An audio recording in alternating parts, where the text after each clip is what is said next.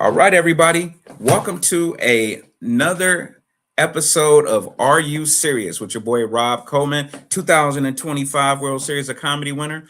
I wanted to do this show today. As if you guys follow me and have been watching my shows, you know I've been trying to do topics that are a little bit more serious, a little more like social, because this is the type of stuff that I'm interested in. Me personally, this particular topic today, which is reparations, is something I've been very curious about. Like, can it happen? Can it not happen? And I've always been curious about how other people feel about it. So I just decided to organize this show today with a bunch of my comedian friends so that we could talk about it. And I'm going to pop some of the participants in so that you guys can meet them, and then we're going to have a discussion about it. So, and decide for yourself how you feel. Do you feel like we'll ever get that check? Do you feel like we'll ever, get that reparation, or do you feel like it can never happen? So really decide how you feel in the meantime. But let me pop some of my participants in. The first guy that joined today was the Grizz, man. How you doing? I'm doing well. Why don't you introduce yourself to the people and let them know where you're out of? How you doing? Well, my name is The Grizz. I'm from Toledo, Ohio. Been doing stand-up comedy now for about 3 years. My social media, you can find me on TikTok, Facebook, and IG. It's tha.grizz. Perfect. I have a couple of shows coming up recently. I have a show in Toledo that'll be posted on my page, and also some upcoming shows this summer that will also be posted on my page. Absolutely. Make sure to follow him. Thank you. How do you feel about reparations? Briefly, what do you feel how the discussion is going to go? I think reparations are definitely necessary, and I think it's I think it's something that needs to happen, but I think it's going to be difficult for it to happen. A lot of things are going to have to take place for it to happen. Yeah, totally. And I think the conversation is going to go probably oddly, maybe left and right. Yes. Okay. All right. We'll see. Thanks for joining us today, Grizz. All right. Next one is a personal friend of mine out of Cleveland. Give it up for John Armstrong. How you doing today, bro? Can y'all hear me? Yeah, I can hear you. I can hear you just fine. I don't know if everybody else can. All right. Yeah, I'm good, man. I'm good. Thanks for having me. Why don't you introduce yourself? Shit. Everybody know who I am. I'm John Armstrong, Cleveland comic. Good friends with Rob, one of the people who kind of showed me game when I first started doing this. And I'm just here for the conversation. You can find me on John Armstrong Comedy on Instagram. And that will lead you to All Parts John. Yeah, shows one of Cleveland favorites right here, guys. Make sure to follow this man. All right, I'm gonna pop you out and I'll pop you back in a second. Freddie, how you doing today, sweetie? Hello, how you doing? I am Freddie Simone. Nice to meet you, or meet you again, or be on here. Thank you for inviting me. I'm talking to everybody else. Nice to meet y'all, the listeners, the viewers out there. Absolutely. And tell them where you're out of and your position on reparations. I am Columbus's own, out of Columbus, Ohio, Freddie Simone. My stance on reparations is yes, we deserve it. Yes, it should be given to us or, presented for us. I don't think it's going to happen because a lot of things have to be systemic. A lot of things have to fall in place for us to receive our reparations, and then other things have to happen after that. So, but I don't think that's going to happen. Okay. All right. Let's see if we can figure it out. Maybe we got to take it out the hands of the government and put it into the hands of some comedians. What do you think? Hey, that's always going to work. Putting stuff in the hands of comedians definitely won't work. Absolutely. Let's figure it out. All right. I got one more participant that popped in. Give it up for Vince Pirelli. How you doing, homie? Hey, what's going on, everybody? Yeah. Why don't you introduce yourself to the people, man? Let them know where you're out of and your position on reparations. Yeah, absolutely. So Vince Pirelli, aka Vinnie Mac, Cleveland-based comedian, originally from New York. I also act, dance, social media. You can find me, Vinnie Mac, comedian on YouTube, Insta, TikTok, all that good stuff. So my stance on reparations, I am for them. I think, like some of the other participants have said, I don't know if they will happen or not. And if they do, I don't think it will be in the near future, I think it's going to take a lot of a big push to make them happen. Yeah, absolutely. All right, let me pop everybody back in. Thank you for attending, Vinny, and thank all you guys for coming on today. I know you guys are all working comics and you guys are busy and traveling. So thank you for taking about an hour out of your day today to spend it with my goofy ass just to talk about reparations. So thank you guys again. All right. Thanks, Oh, man. we just had somebody else pop in. Give me 1 second to introduce this last guy. All right, Rich, why don't you introduce yourself to everybody coming on the stage? Hey, what's going on, y'all? My name Rich Green, Big Rich Green, Big Rich Comedy everywhere, and I'm happy to be here and looking forward to learning something from all these beautiful, intelligent people on this stream right here. Absolutely. Thank you for attending, man. I appreciate it. Thank Better you for late having than never. And we have conversations on offline all the time. One of the most intelligent brothers that I know, and I'm looking forward to get your feedback on how you feel about reparations and can it happen. So, me myself, I almost called this show "Where's My Check," because I think when we talk about reparations, Black people, the first thing we think of, I'm about to get a check. You know what I mean? But reparations is so much more deeper than that. So without further ado, I just want to go over a quick definition of reparations, just so we know what we're all talking about. So the dictionary definition of reparations is measures to acknowledge, repair, or compensate for historical and ongoing injustices, including slavery, systematic racism, and human rights violations. And you can see here definition and purpose. Reparations are steps taken to remedy serious harms inflicted on individuals or communities. And I'll let you guys, out in the TV land, read the rest of it. I'm not about to read all of that to y'all because I'm not a great reader anyway. But as you can see there, reparations talk about repair, compensation for historical and ongoing injustices. So when we talk about reparations, we really only talk about it for slavery. But here's my first question.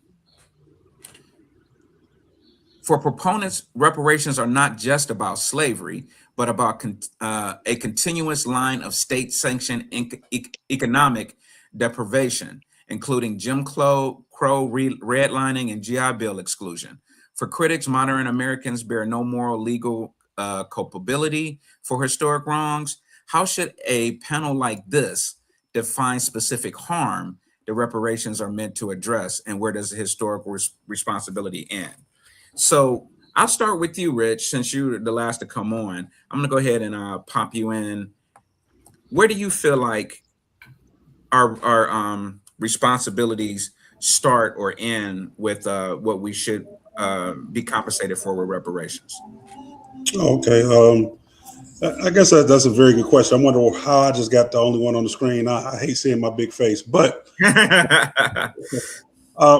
but as far as reparations go, and akin to let's say foundational Black Americans, we'll start there, right?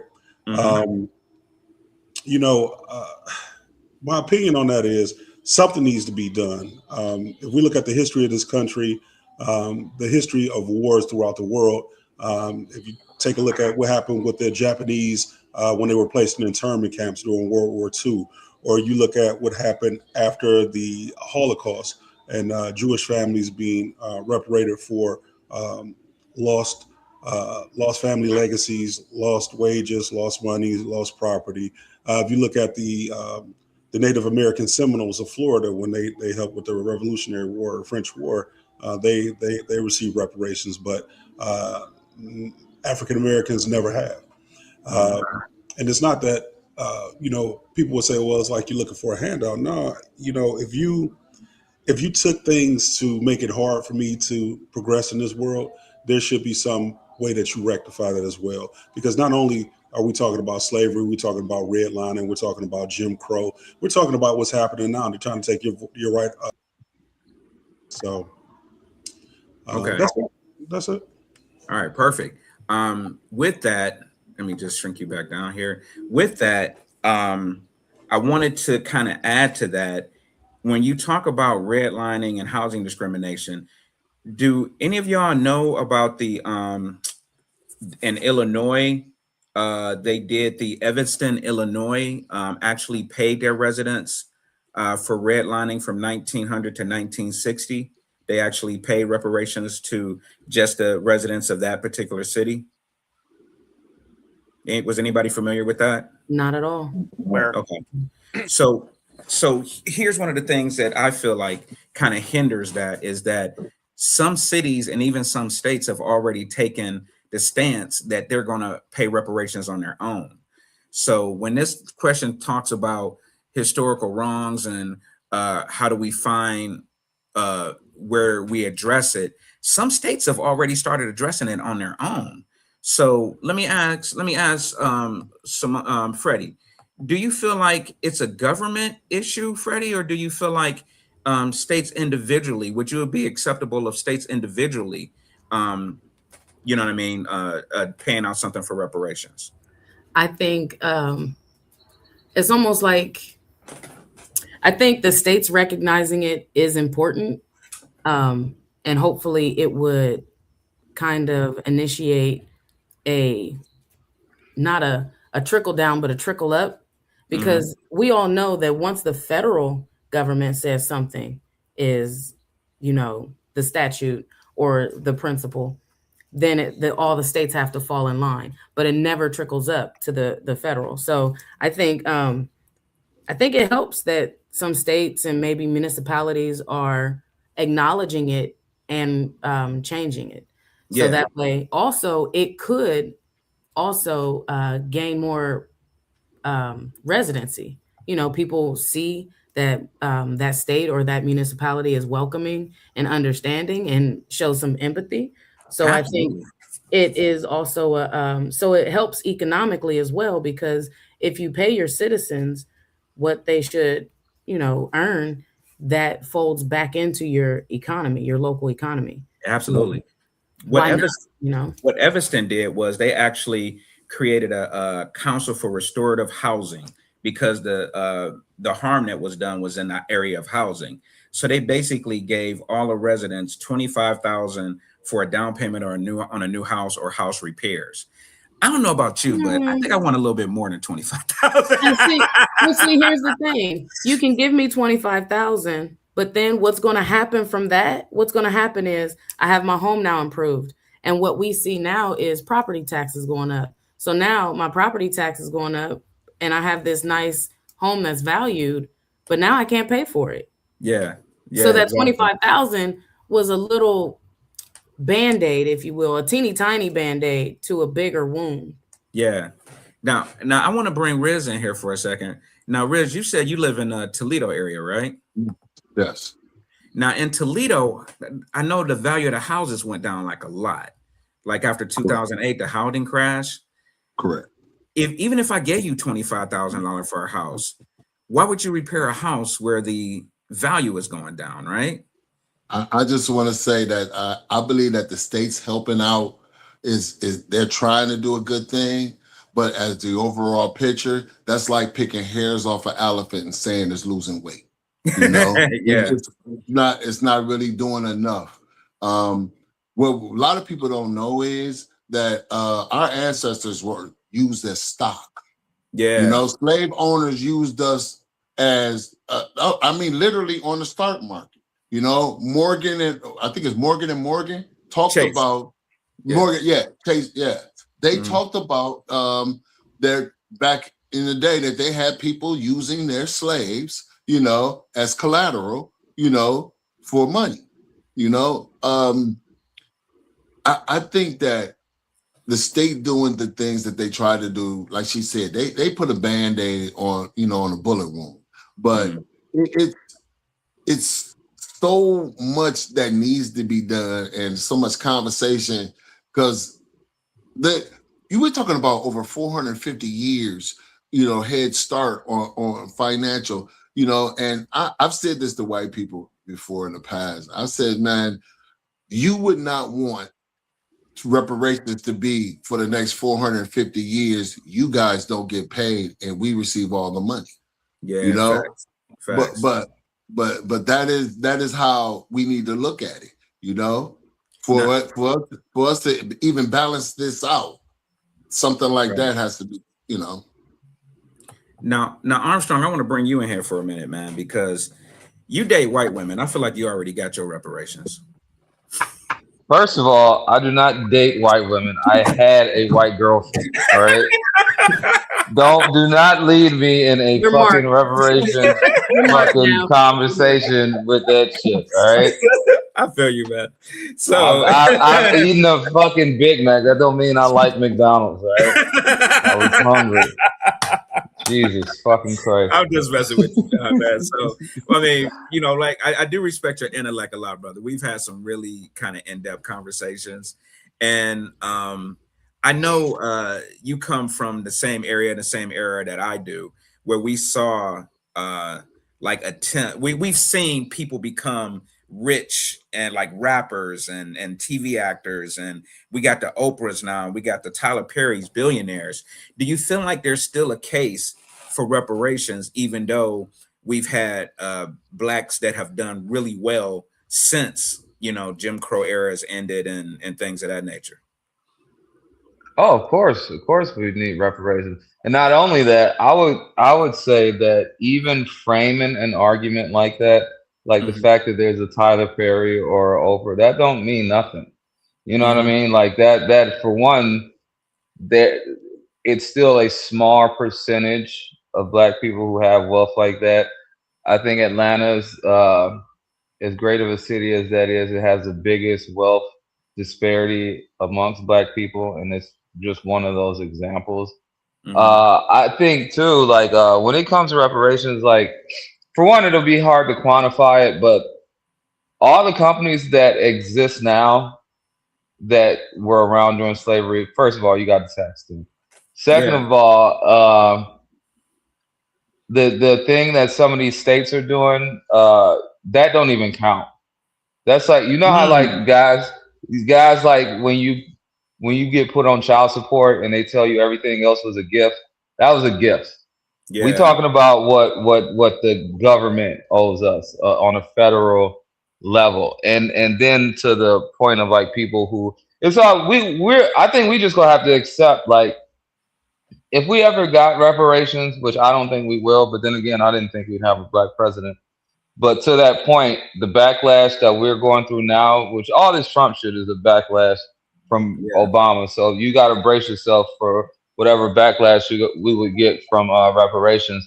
But you just got to know it's gonna be the white people go white people. It's gonna be haters out there. You know, people go always like, well, you weren't around during slavery and blah blah blah. We all already know all the talking points. So I would Yeah. just dead all that and just put pressure on the people who could facilitate it. Now you bring up a good point when you first started about Tyler Perry and Oprah, just a few. Here's one of the counter arguments I've heard about reparations, and is that when you talk about slave owners, that was a very small percentage of white people in America. It was a No, it big wasn't. big No, it industry, wasn't. but yeah, they'll tell No, you it that wasn't. 5% of landowners own slaves. But yeah, go ahead. What do you got to say about that? I forget the exact numbers, but the problem is they condense that down too much.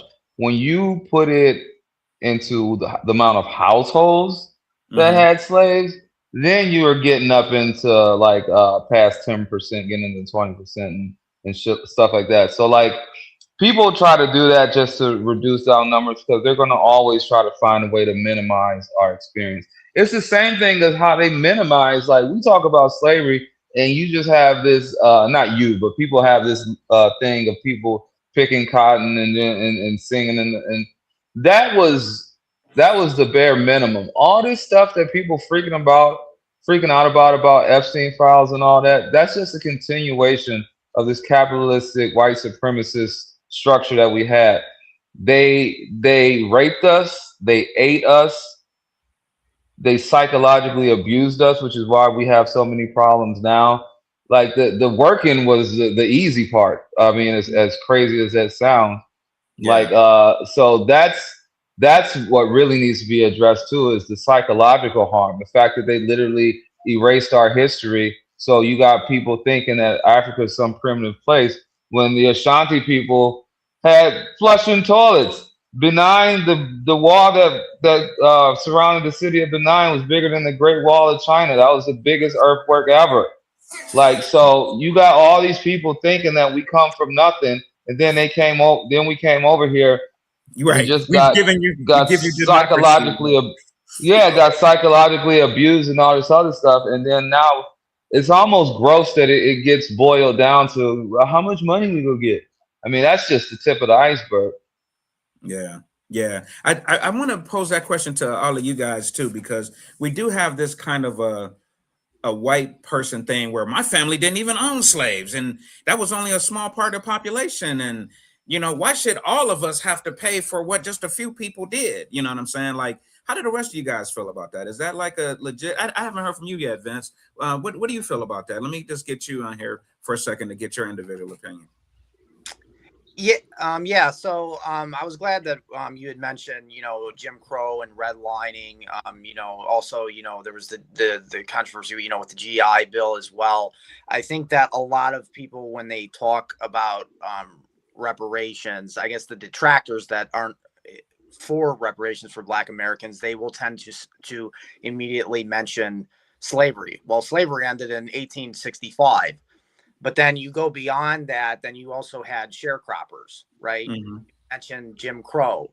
And those are just like the headline, like what a lot of people know. There was also things, for instance, unions are still big in this country, not as big as they were before Reaganomics, but a lot of Black people couldn't get jobs in unions. And at one point, a job in a union was like there was like a big deal. If you couldn't get a union job, then that's just one example. So I think as far as, the whole idea of, arguing that, slavery is, that was so long ago.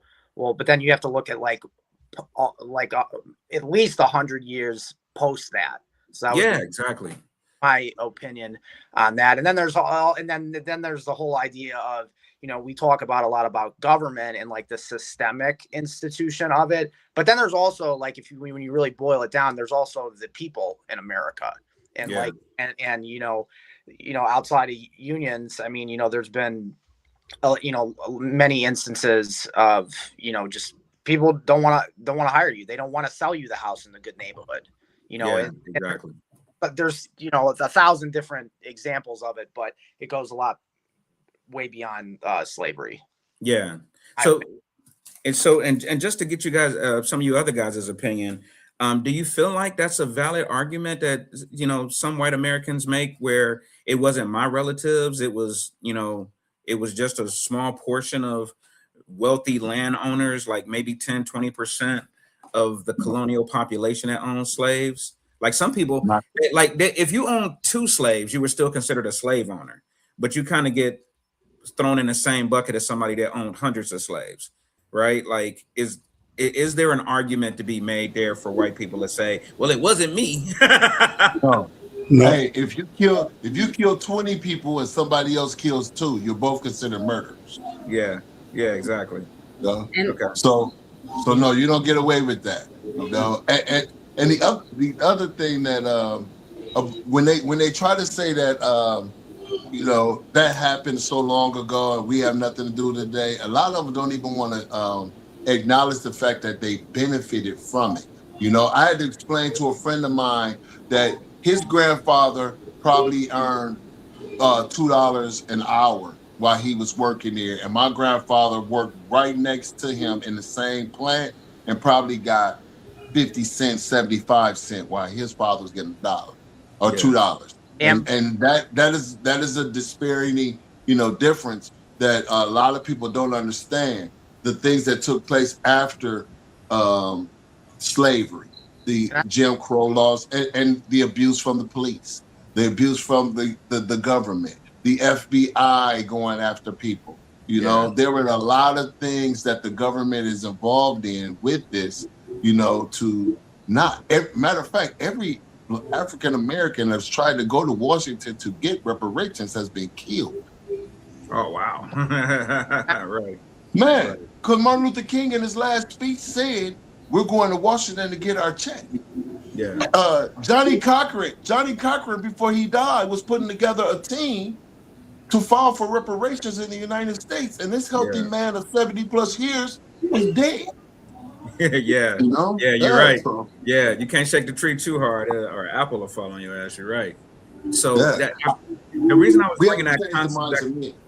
that concept of inherent liability, a frequent counter argument is that it's unfair to tax current citizens, many of whom are recent immigrants or descendants from families who never owned slaves or for past injustices. How do we navigate the ethnical tension of individuals responsible today versus collective ongoing responsibility of government or nation state? So I personally feel like, and this is me personally, the government condoned slavery, right?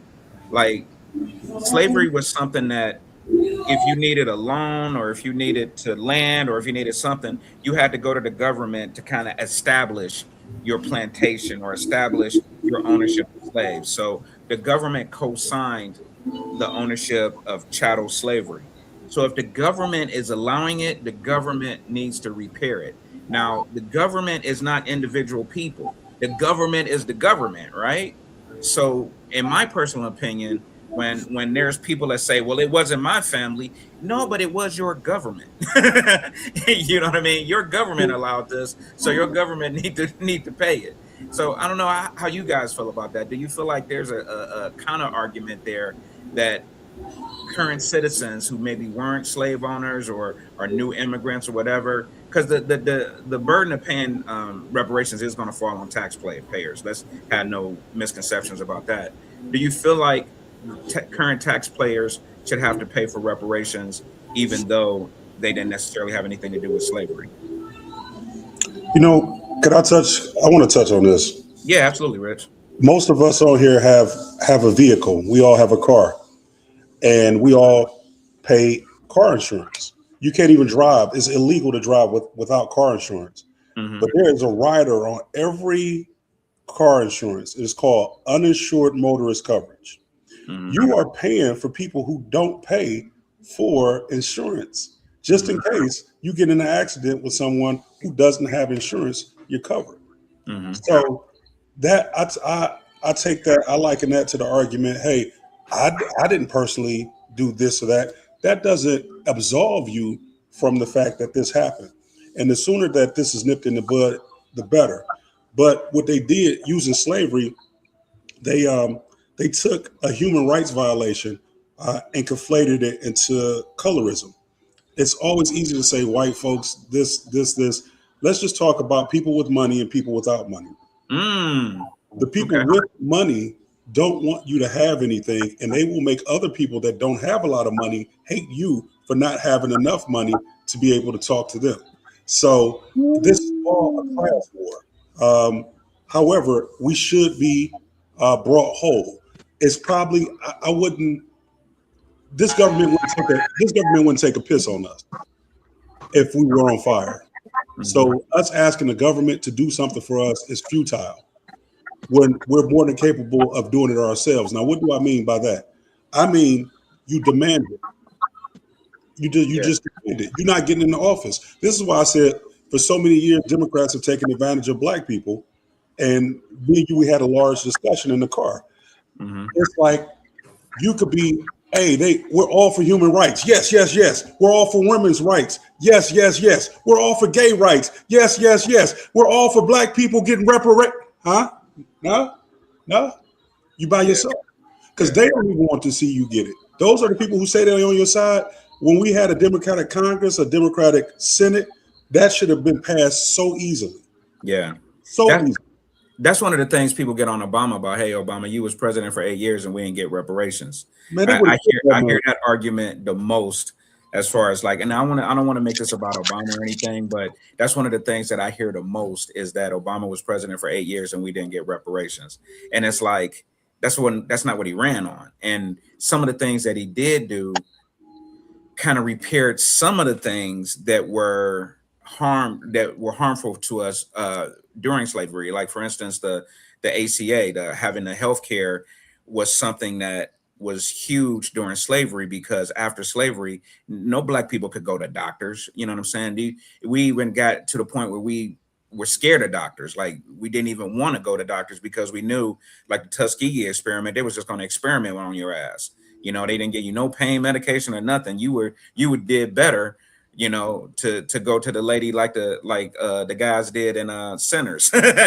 Just go to the voodoo lady that, you know, got the medicine on her shelves. Hey, You know what I mean? Rob, So hey, he Rob. tried to make repairs in individual things, like it's maybe some in financial institutions, medical institutions, even some in the prison reform, but he never did reparations. He never called it reparations. You know what I'm saying? So I feel like that left a huge hole in his legacy. You know what I mean? But I just want to touch on one of the things that you said. You mentioned at the beginning. What did you say? You said crap. How did you put it?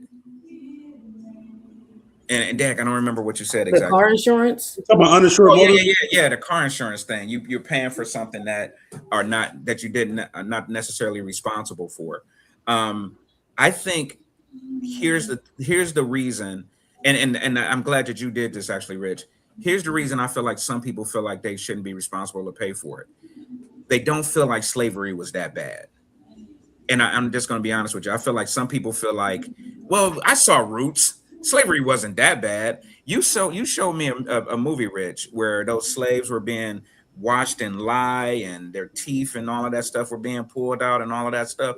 I think people really don't realize how brutal slavery was. That's why Trump doesn't want that stuff in the museums. That's It's why they want to put it on history romanticized. books.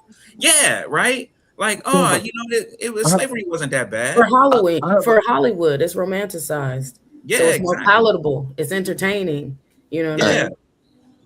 Yeah, I movies like saw. 12 Years a Slave and stuff like that. Yeah, it was brutal, but it probably wasn't nowhere near as brutal as it was. You know, we've No. seen pictures of kids chained to poles for days as punishment, or you know, the guy with all of the meat ripped off his back that Will Smith played in Hmm. that one movie. I mean, I, slavery was extremely They've brutal. never read the I- diaries of these can people. I Well, can Yeah, I say something? about the yeah. slave. I want to comment real quick, man. There's a white lady that asked a audience full of white people, okay, this question. She said, would you as a white person want to be treated in America the same way black people are treated? Raise your hand. No one raised their hand. She said, let me say it again. Would you as a white person want to be treated the same as black people are treated in America? Raise your hand. No one raised their hand in a room full of white people, over 2,000 people. She Yeah, said, that tells me that you know what's going on and you don't want it for yourself. Yep. Why is it okay for others? They know exactly what's going on. You mhm, know, they don't want yeah, it for themselves. But denial is a way that they use to not discuss it or to not talk about it. yeah, exactly. Nobody wants that responsibility because how you going to sleep at night? Um, Can I say something in regard to what you were saying about it going on the burden of taxpayers? yeah, absolutely. Go ahead. So one thing, you know, I've heard this argument not just in regards to reparations. I've heard it in regard to, well, you know, why should anyone get welfare? Why should anyone get EBT? Why should anyone get disability? That, you know, they can work. You know, why should another taxpayer have to pay for that? First of all, if you were to actually calculate, I would challenge those people to calculate how much money comes out of their yearly paycheck and actually affects them personally. Mm-hmm. And we spent $1 to $2 billion since what? March, April, May, June. That's 4 months for a war. Okay, that we're basically at best going to end up at even. Okay, Yeah, in other words, yeah. we're not saying we spent all that money, but What? complain about that though, right? Because basically point blank they like that. You know, Yeah, okay, they don't. I think it really comes down to, and I think, you know, going into the whole argument of, well, should the government, you know, who needs to handle this? Should it be the government? Should it be? I think what it really needs to boil down to is that a lot of people out there are just don't want to give anything, even if it doesn't affect them personally. You know, like it doesn't really affect them financially, because I don't think it would. I think the average person, if reparations got passed tomorrow, like, I don't think that it would on a day-to-day basis affect them. But in their head, though, they're like, well, yeah, but these people are getting this, and now they have Yeah. the advantage because they got a certain amount of money or flat whatever the reparation was, and they can't stand that. What They we can't. should do is make reparations part of the defense budget. It'll pass tomorrow. Yeah, yeah. We need reparations to buy some new tanks. Okay. They'll sign it in a minute. Now, one of the things that people want reparations for is to close the wealth gap. Now, this one I have some concern about because we know our people, right? You give us a check. Are we? I mean, and I'm trying not to be too silly here, but you give us a check, like let's say tomorrow, every Black American gets a check for $100,000. What are we gonna do with that check? You know what I'm saying? Like, what is probably 30 to 40% of us gonna do with that check? Buy studio time, buy some gold fronts. Hopefully some people will put it up and put it in a money market to do more for it themselves. But if they don't have the knowledge, which is part of the reason, there's a gap in education and financial literacy, then that's the whole purpose. Just give them the money, then they're going to give it right back to the system. Yeah, it doesn't matter. Yeah, you can see here in the thing that I have posted, opponents argue right in the middle there. Opponents argue that closing the wealth gap is better achieved through colorblind, need-based economic policies like universal health care, raising the minimum wage, or investing in our low-income zip codes instead of giving everybody a check. Which is all things that they don't want to do. Yeah, exactly. We already know they don't want to do it. And then but that wouldn't be reparations. That whole thing, that rising tide lifts all boats is bullshit. Yeah, and it's another way for people not to give us our stuff. Dr. Claude Anderson talks about this in depth. He always says there is never anything specifically for Black people. And when we make something specific for Black people, they end up putting other people in it. That's what happened with affirmative action. That's why white women are the biggest beneficiaries of it. And that's why even immigrants coming here complaining about, like, why do I have to pay it? You wouldn't even be here if it wasn't because of us, because the immigration thing was in the Civil Rights Act to begin with. Again, a lot of this shit is a misnomer. This whole what will white people think, or what would none of that shit matters, because that's going to always be there. The thing about the whole thing with reparations, one of the things that has to be in there, if people are concerned about like niggas spending $100,000, and the one of the biggest problems is we didn't punish the Confederacy. Those people should have been killed. So one of the things that happened that was straight up treason. They should have shot all them people in the back of the head.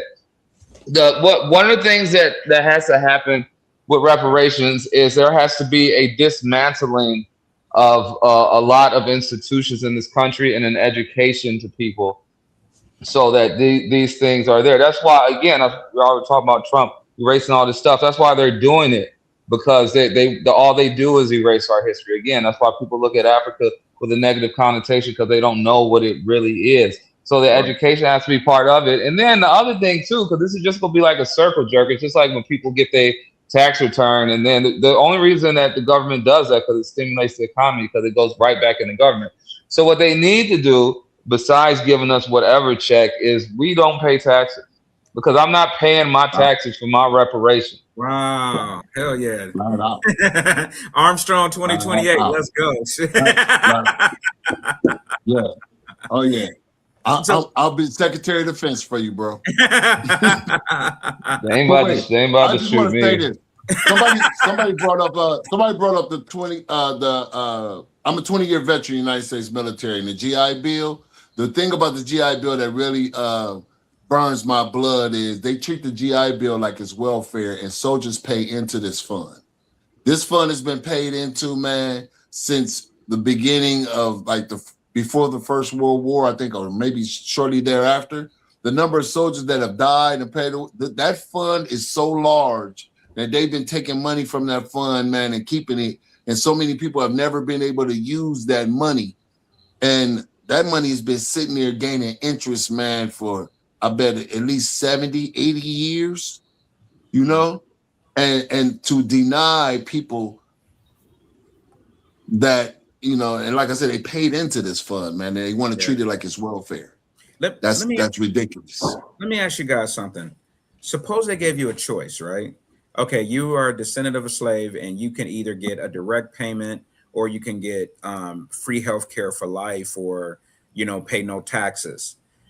Uh, do you feel like that should be an option, to either take a check or to get some sort of systematic And repayment? with Like, All all of due, them.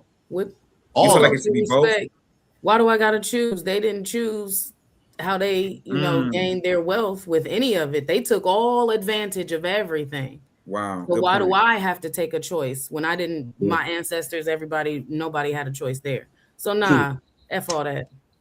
Yeah. No choices. They owe too much. I'm Do with you you Yeah, on that. do you have a They preference? owe Would you prefer cash, or would you prefer systematic investment? all of it. I want both. You want both? If I had to choose, Right, you have to choose. give me my money so I can manage it myself. Don't tell me, because you could piss on me and tell me it's raining and say, "Oh, we put this much money into this system." Da, da, da, da, da. But you could just tell me that. But if I Right, have my right, money in my facts. hand, I could do what Right, I want with it. So right. Okay. Man, you better get that money in your hand. That's like, do you want it annuitized? Do you want it up front? Do you really? yeah, All it takes is a regime change. You just saw, anytime something was beneficial for Black folks, they'll say, hey, you got to be patient. It takes time. It did not mhm. take them any time to wipe away all the work that Right. our forefathers did, our ancestors did, to get us in this position, and we still ain't nowhere in this position. Yeah. Now, I want to dovetail off of two things. I'm dovetail off of what Vinny said earlier. He mentioned unions. It was crazy because the unions had to come around because you had the rich oligarchs of the time taking advantage of the labor force. That's the child labor laws had to come in. The unions made sure that people were treated fairly. Now, what did they end up doing? They end up excluding Blacks out of the unions, which was crazy. And to have a good union job, as my man Grizz was saying, that was a big thing. You could raise a whole family off a blue collar job. Now I got to put in what John Armstrong said. I'm dovetailing off of what he said. He mentioned Dr. Claude Anderson. Something happened in 1978, and Vinny, you hit it on the head. In 1978, they weakened the unions. They changed affirmative action from Black people to minority. Well, what the hell is a minority, as Dr. Claude Anderson would say? Minorities didn't get rounded up, Black people did. So they weakened the union. They put terminology in about minority. Now, white women are the largest minority in the country. And if you're a disabled veteran, and thank you for your service, Grizz, let's say you lost a finger, you're now considered a minority. Well, those people historically have had more funds than Black people. So they got the SBA loans, they qualify for things, they were able to get equity loans. The thing is, whenever you get close, they're going to always move the goalposts. Mm. But white people, don't be fooled that watch this. Don't think this is us asking for anything. Watch what happened to you. In 78, the unions were very strong. Then you brought Ronald Reagan in. He busted up the unions. He also decreased the federal tax on billionaires from 78% down to 15%. So this is why you're seeing this influx of wealth. And this is where trickle-down economics come from. At that point, we always had a balanced budget in this country. Then that created the deficit. Every time a Republican gets in office, the deficit goes up, but they're the fiscal responsibility party, right? No, they're the party that don't want niggas getting shit. Let's just say that. And honestly, there's a lot of Democrats who don't want niggas getting shit either. But nobody want to have that real conversation. White people, you being pimped. Once they stopped the unions, the average CEO back then made 20 times the lowest paid employee in the company. Now that's probably 2,000 times. Mm. You got fucked trying to fuck us. Now you need to unfuck yourself and stop fucking us, and then we can go fuck the elites. Mm. Wow. Because like you Okay. said, it is a classist thing. It's not race. They made it race. It's classic. Because the people that would be hurt the most by reparations will be the richest people in this country. Wait a minute. Yep. Somebody would be hurt by reparations? Financially, the richest people in the country, the richest people in Financially. this country financially will be hurt if reparations How? is paid. How? Because Yeah, those because companies, we're going to because take that those money and give companies it are, right back to them. wait, those companies are liable. The railroad, sugar company, cotton, all of these industries that slavery helped build, they are financially, now as he said, the government, but these companies have made trillions and trillions of dollars off of slave labor. They owe too. Yeah. I think they owe too, and I think they should pay. But and I get what you're saying. I'm not trying to be like whatever, but by just taking a rich person's money and them still being rich, I wouldn't put the word hurt in there. I get it. I got you. I understand They what you're feelings saying. they Yeah. feelings gonna be hurt. You I know got what I mean? Like I got you. I got you. But like if I but take, some of them may if, not be rich no more. that's not gonna happen. That's just not gonna happen. Yeah, no, Even if we did this in the most aggressive way, that wouldn't happen. And that's why, like some of these arguments, when people like label it like this, like, well, what if so and so gets mad, or let's do it for like the healthcare, and this has to be a thing for Black people, and it has to come from the government and from the companies who benefited, who still exist. Period, point blank, and that's it. And the feelings and all this. Oh no, I Bill Gates went from 300 billion to 1 billion. Oh, okay. right. How's he gonna live? If I got a 3-foot dick and you cut off 2 feet, oh no, I only got a foot-long dick. Oh, boo-hoo. You know what I mean? Like, I'm still all right with that. I got it. Hey, that man might slit his wrist over that. hey, one less, one less oligarch in the world. I agree. Well, let's talk about this real quick, because I think this is probably the most controversial. Even though we've talked about a lot of controversial stuff, this might be the most controversial. Who is eligible for reparations? If reparations program were approved, defining eligibility becomes a massive hurdle. Should it be based purely on racial identity, like any Black American, or strictly on lineage, proving direct descendancy from an enslaved person? What are the legal and social implications of trying to draw those lines today? So have any of you guys ever done like an Ancestry or a 23andMe? I haven't, no. No. Okay. I did, and I was able to trace my lineage back to my great-great-grandfather, who was, it looks like he was some sort of a servant, and he was a house Negro, it looks like, from my ancestry.com. And if you guys are interested, I'll show you guys what Ancestry looks like in some still shots later. But I was able to actually trace my lineage back to slavery. But I don't know how many people are able to do that. You know what I'm saying? Let's say you are okay with reparations, but then you trace your lineage and you find out your family owned slaves. You know what I mean? Like, that's going to happen with some people because there were some Black slave owners. You know what I mean? You still get the money. You still get the money, though. You know what I mean? You think like so? Okay. Yeah, because you're Black. Man, I think that should be based on the ethnicity.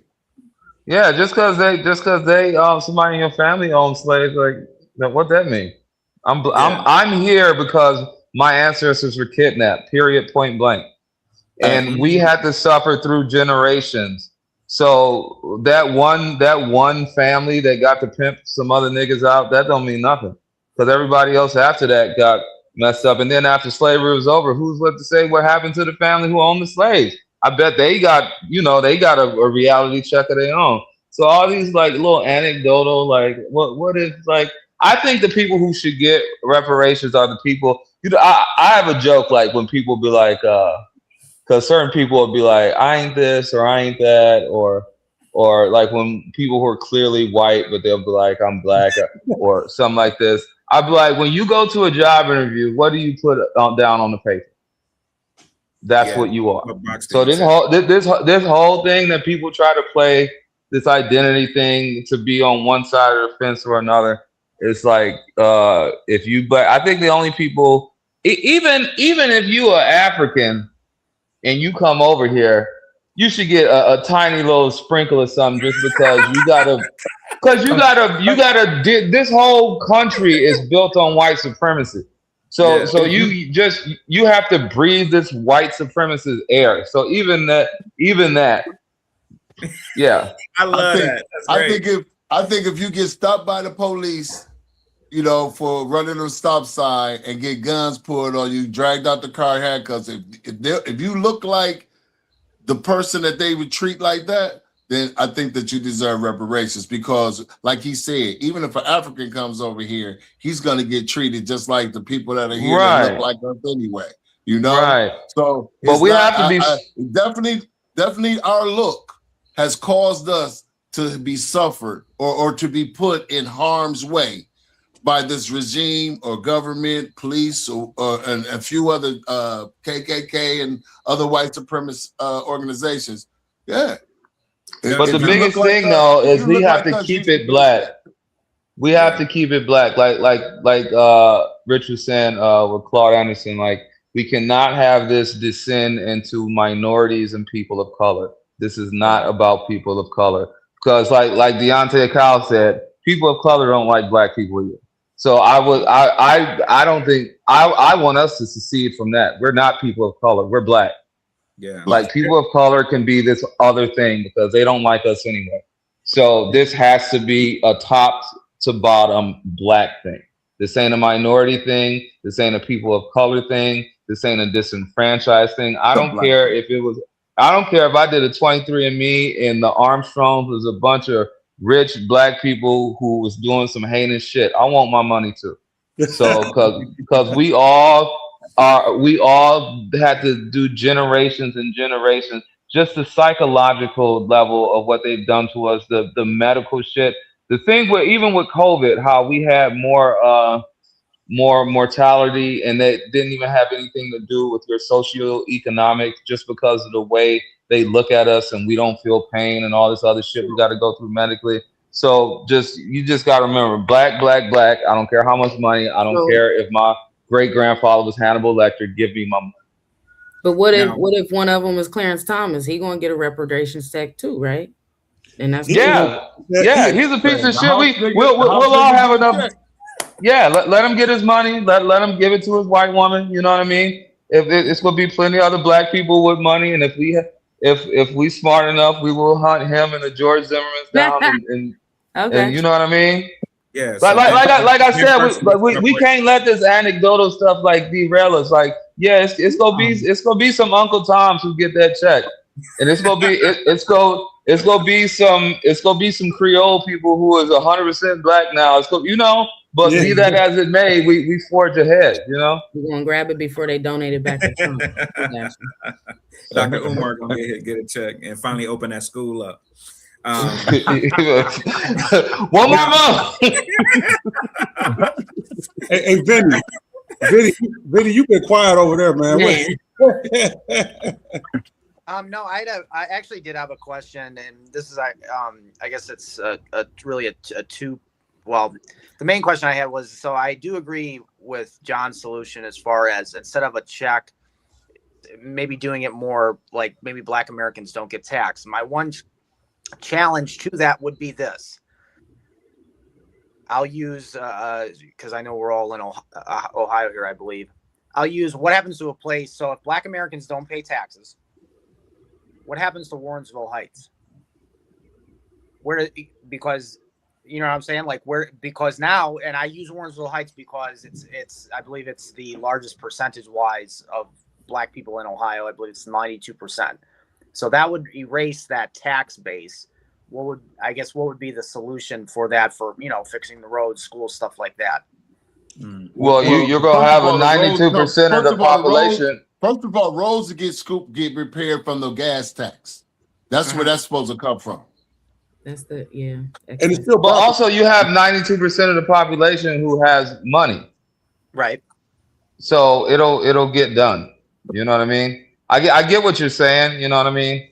And you got to I'm talking about the federal government. If we're taxing on every municipality, it would of course have to be a little different. But I'm talking about the federal government. You know what I mean? State and city governments still got their thing to do. But if we did tax the state and city government too, and we didn't pay that, if you got 92% of a population of a city who has a new influx of money, the stuff will get done. Okay. I still want to hit on, just before we leave that subject about who gets a check, the calculation problem is still there too. Like, does LeBron James get the same check as John Armstrong? You know what I'm saying? Yes. Why not? Yep. Because Yep. LeBron James don't need that check. You know, Well, who cares? It How ain't do we about know the he need. He don't need It ain't Social about Security either, but he could get Social Security if he signed up for it. So the structure is already there for stuff like that. You know what I mean? Everybody should.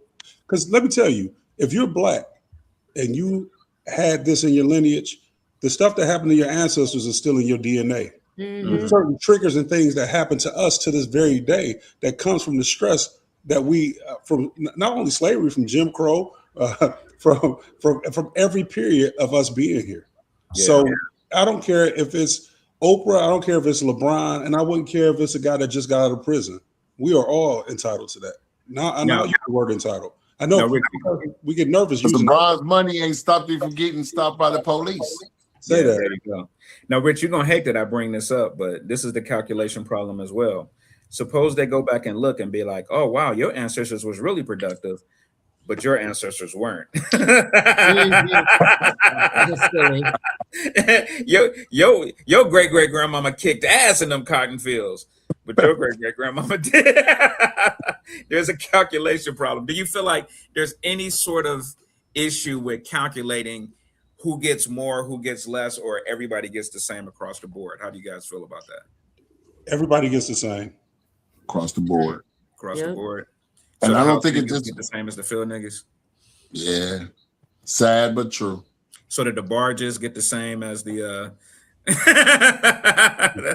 psychological effect was the same on everybody. So that's like saying if two people was raped, but the one person didn't get as whatever as the other. The two people got raped. They didn't get you know what I'm saying? They got, The psychological scar is there. And if anything, even with the house niggas, like that's as bad and morally reprehensible as a person that is. The reason they're like that is because that is a person whose spirit is so broken that they decided to acquiesce to white supremacy.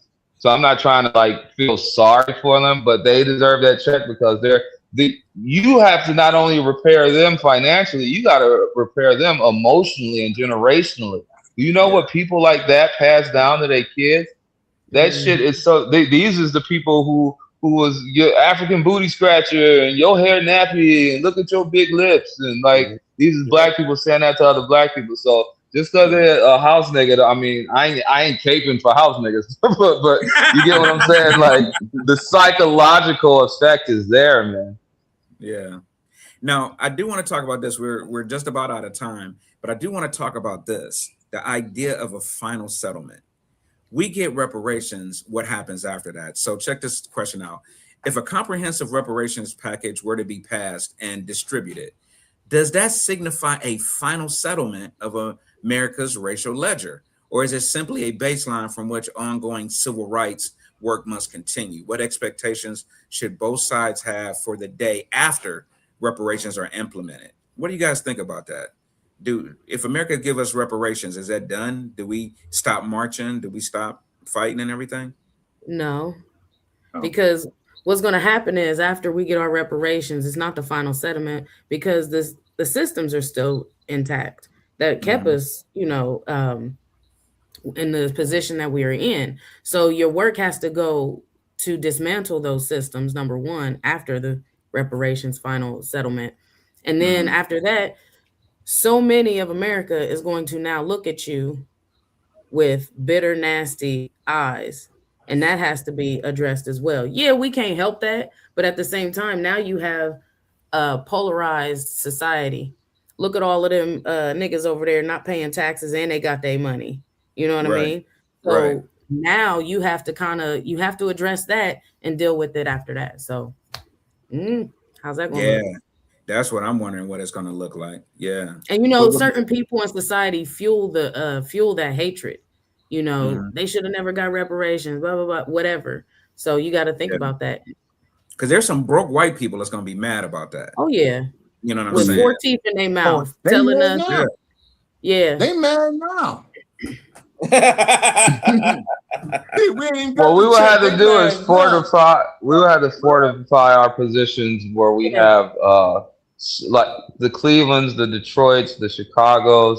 Most black people still stay in the South, so like the infrastructure we have to use our money and our clout to fortify infrastructure. So when the inevitable backlash comes, we'll be there to be able to deal with it. So the other thing too is some of these older generations need to die.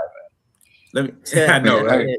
Let me ask I, y'all this: the day after reparations are paid, do white people get to say the N word? They gonna say it anyway. So Sure. They've been saying it. They've been saying it. They just choose when to say it and when not to. They crazy. They They can ain't go ahead stupid. and say it. I got bail money now. You know what I mean? nigga, you can yell nigga outside of my gated community all you You want got to, you bail broke and lawyer money now. motherfucker.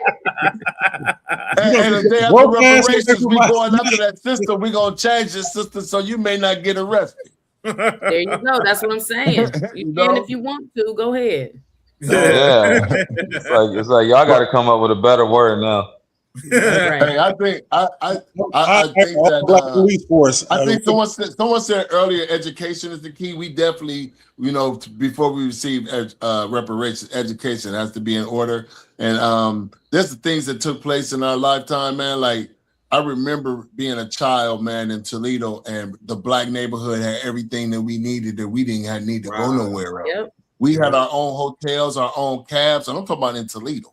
We had our own hotels, our own cabs, our own clothing stores, our own furniture stores. Everything we needed was in our neighborhoods, right through our black neighborhoods now throughout the United States, and none of that is there. They tore all of that stuff down, got rid of all of those businesses. So now we have to go spend our money with them. There are only a few neighborhoods in this country where we have these things still in our neighborhoods, you know? And Well, that's partially how integration wasn't the best thing because people went to the white facts, thing. That was a problem facts, after the bus boycott. It was black bus lines, but then once we integrated, it was like, oh, we get to go on the main one. right. That white ice is cooler, yeah. Yeah, fuck this. Right. Wow. I had Well, let's go ahead.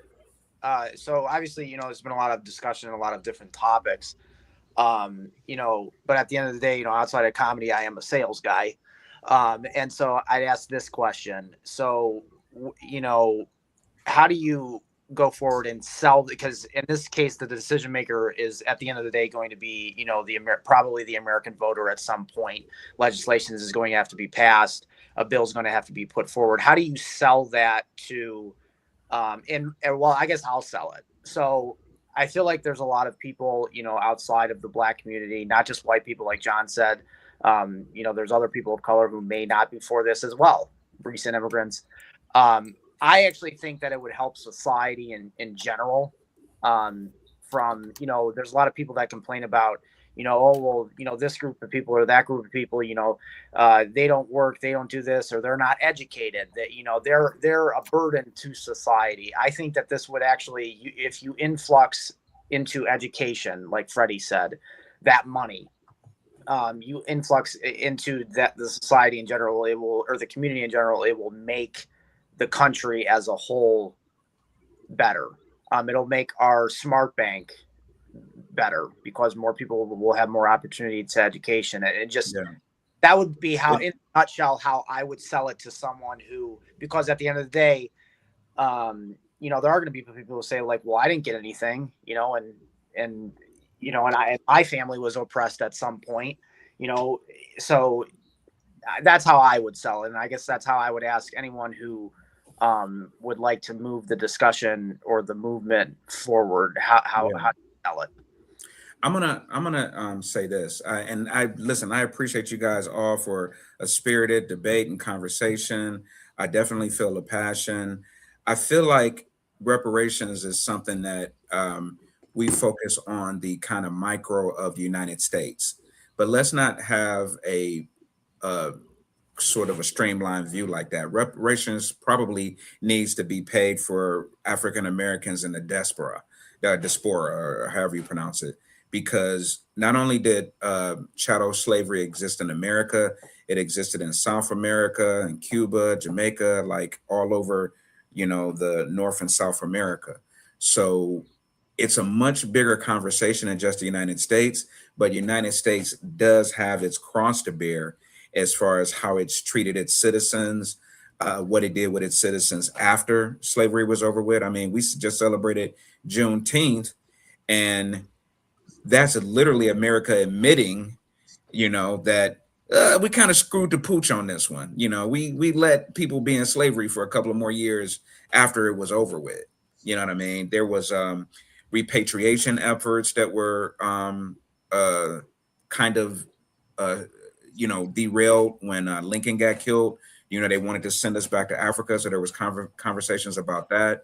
So it's a very, very complicated conversation as far as whether or not we will ever get reparations and whether or not that'll ever actually repair uh, how white people and black people get along in America. And I'll end by saying this. I feel like slave owners felt like, and this is a joke I'm working on, so forgive me for trying to be funny with it, but I feel like white people that owned slaves felt like a slave was like a toaster, right? Oh, I got a toaster. And one day the government was like, your toaster is free. And they were like, what? It's a fucking toaster. What do you mean it's free? And and people like, no, it's a person now. It's no longer a toaster. And now you don't like that toaster. You only see a toaster. You'll ever only see a toaster. That toaster is dating my daughter. That goddamn toaster. You know what I'm saying? Like, you'll never see anything other than that. And I feel like that's a sentiment in America that it is going to always exist, because it's the birthmark of America that slaves were not considered people. And I feel like there's always going to be that little bit of something there where it's like, you're not really a person. You were brung here to be a toaster. So be a fucking toaster. You just heard Megyn Kelly say, go the fuck back home, toaster. You know what I'm saying? And I feel like that's always going to be an underlying settlement. So even if we get reparations, I don't know if it's still going to repair us socially. It's never going to be comfortable socially, I think, for us to live together. And maybe that's a little doomness on my part, but I just feel like that's a thing. You know what I mean? So let's wrap up by seeing how you guys feel about that. Do you feel like reparations will ever actually repair race relations in America? Anybody? Anybody gonna go No. first? No, reparations won't repair race relations in America. What it will do is hopefully repair some of the harm that caused. Yeah. Because the only way to repair those relationships is, like John said, some people got to die. Yeah, those generations got to die off. Yeah. Some people got to die. Yeah. Yeah. Well, like I said, guys, I appreciate a spirited debate. I'm going to individually give you guys an opportunity to shout out your socials one more time, talk about your upcoming dates. And I just want to thank you guys again for participating. Real quick, Rich put in the chat to check out Goodbye Uncle Tom on YouTube. It's a movie. Or is it free, Rich, to watch on YouTube? Yes, it is. Yeah, free movie to watch on YouTube. Goodbye Uncle Tom. I think that's we all need to get educated about this issue and these things. And anything that you guys put in the chat, because we got a group chat outside of this, that you want me to watch, let me know, man, and maybe we'll run this subject back again. So let's start clockwise. Let's go with Vinny first. Vinny, shout out your socials one more time and let us know what you're going to be doing next. Yeah, absolutely. So you can follow me on Instagram, TikTok, and Facebook at Vinny Mac Comedian. And it's just Vinny Mac on YouTube. I'm going to be doing featuring at Punchline Comedy here in about 2 weeks from today. Just found out that yesterday. So Okay. people always, they always hate on Philly. I love doing my Philly comedy. So, but yeah, that's not really what I got going on. And, I'd love to see, everyone here. I'll follow it. I think I follow most of you guys on social media, but I was excited for the conversation. I thought it was, interesting, and, I guess we'll see what happens. Hey, a comedian online just followed me named Cheese, Vinny. So I feel like you guys could go on tour and it could be the mac and cheese tour. That would be hilarious. All right. Thanks for coming on, Vinny. How about you, Grizz? Let us know your socials and where you're going to be next. The Grizz from Toledo, Ohio. My socials, IG, Facebook, and TikTok at tha.grizz. I have, me and Rob are going to be at the NFL Hall of Fame September the 4th. Also have a show coming up Tuesday, not 2 weeks from this Tuesday, in Detroit at Punchline with Sean E. There's a few other shows coming up. Shawnee, Man. the female. Sean E, the Detroit comedian. Yes. Oh, dude, she is hilarious, dude. Go see that show. He. Oh, Sean okay, E. no, okay. I thought it was Shawnee. The Sean E, the Detroit comedian. Gotcha. Okay. Mhm. All right. And how about you, Rich? Thanks for coming on, Grizz. And how about you, Rich? Socials and where you gonna be? Okay. Hey, well, for one, thanks for putting this together, Rob. Social media everywhere at Big Rich Comedy. Big Rich Comedy. You can find me everywhere. I'll be at the Kill Box on July 5th. I'll be at the Cleveland Funny Bone on July 9th. It should be fun. I'll be with Marvin Hunter at the Kill Box. That's in Akron. And I'll be with Sidney Casillo making his debut in the Funny Bone franchise in Cleveland. Y'all come out July 9th. That's going to be hilarious. Go check out his special, Cup Half Full. And hey, just follow me at Big Rich Comedy. And Big Rich, you would have been worth a lot during the slave trade.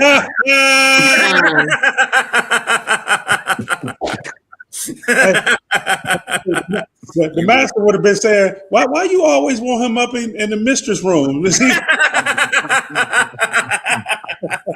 We're gonna say the ones with the dimples cost more. The ones with the dimples cost more. I'm taking tea to the mistress again. But thanks, Rich, for coming on, man. No, thank you for having me. Follow him, guys. And how about you, Freddie? Let us know, your socials and where you're gonna be doing next. Can you hear me? My social, you can find me on Instagram, Facebook. Instagram is Freddie Simone, FREDDIE.SIMONE. I'm also on another podcast. We go live every 10 p.m. It's called The Enlightened Idiot, where we talk about subjects like this as well. Enlightened Idiot, the I and the E are transposed on those words. So when you look that up, that's what it is. You can catch me in Dayton on July 11th. I'll be in LA July 22nd and 23rd during Hope Flood's comic relief or comics rocks convention. I'll be back in Ohio on the 25th of July. And each and every Monday I host bingo at Honest Friend Brewing, and I MC and DJ all around the town. So just find me, follow me. Wow. Hit me up. Wow, you got a lot of different irons in the fire there. I love that, Yes, sir. Yes, sir. Yeah, they ain't giving me my reparations check no time soon. So I gotta work hard. Stay busy, girl. Stay busy. Hell yeah. Always. Thanks again for coming on. And how about you, Armstrong, man? Fantastic guest, man. You need your own podcast, honestly. Tell me a little bit about your socials and where you're gonna be next. Thanks for having me, man. This was fun. I like to talk shit. This John Armstrong Comedy Instagram. I actually do have a podcast I do with Chris Paul, the NSFW podcast. But I got a show I produce at Crowbar, the old Croatian Tavern on St. Clair. It's every third Thursday. So honestly, every comic here, hit me up or I'll hit you up, because it's all about doing longer sets. Everybody do 12 to 15 minutes. I don't crowd the show. 3, 4, maybe 5 comics. You know what I mean? Just so it's a nice flow through it. But that's every third Thursday of the month. So it's a once a month show. The numerical date will move around because it's third Thursday. But try to do that. And not to be in competition with my man Rich. March 9th, I'm gonna be headlining Hilarities. But I think it's a later show, so y'all might be able to come on out. I'm starting at either 8 or 8:30. So by the time I get up there, maybe you could catch the tail end if y'all get Rich. Because I think you guys start at 7 o'clock. We're gonna start at 7. Yeah. So that should be doable. I'm all about spreading love. Same thing with the third Thursday show too. I start at 9, so I know some people start at 8. I know Unbar, you guys go a little later, so that's a sweet spot for people to try to. Because I don't want nobody to be cannibalizing nobody else's shows. We all should be able to eat and spread the love. So thanks for having us, and I look forward to seeing everybody out there. And don't forget July 6th, guys. I think Armstrong and Rich, you guys are both on that Grok Shop competition. You know Oh what? yeah, hell yeah. I forgot. Look, we sound so excited. Yeah. Yeah. No, not like that because I don't look. I go into that just like I get to see my friends. You know what I mean? Yeah, I it's don't so think fun, about. right? I forgot it was a competition because I don't look at it in that capacity because Same here, it bro. ain't. It's gonna be what it is. Because let's just Right, have fun. I'm working right, new material. right. But guys, that is like literally some of the best comics in Cleveland. So anybody out there watching, come to the Garage Shop on July 6th. See some of the best comics in Cleveland for cheap. We're going to be competing in a friendly competition for what is it? What is he offering? Like a comedy Album or something. I Like that. album or I something? forgot. I be so jaded. I just be wanting. I just want to yell in the microphone. Whatever you tell me Yeah, yeah. to But avoid it. listen, anybody out there that's watching the show, man, follow all of these comics, man. Every last person on this show is fantastic. We're going to be working a lot together in the future, man. So if you follow one of us, it's like you're following all of us. But thank you guys once again for coming on my show. I'm going to be doing future shows in the near future. My show in July, the topic is America, the idea of America dead? You know, America just hit 250 years old, and I feel like we haven't figured out how we're going to do this. So in July, is America dead is going to be our next subject. So make sure to tune in for that. I've been Rob Coleman. I hope you guys enjoyed this new episode of Are You Serious? And make sure to tune in for the next one. Thank you guys for listening. All right, thanks, guys. Thanks, Rob. Thank All you. right. All right. If you guys want to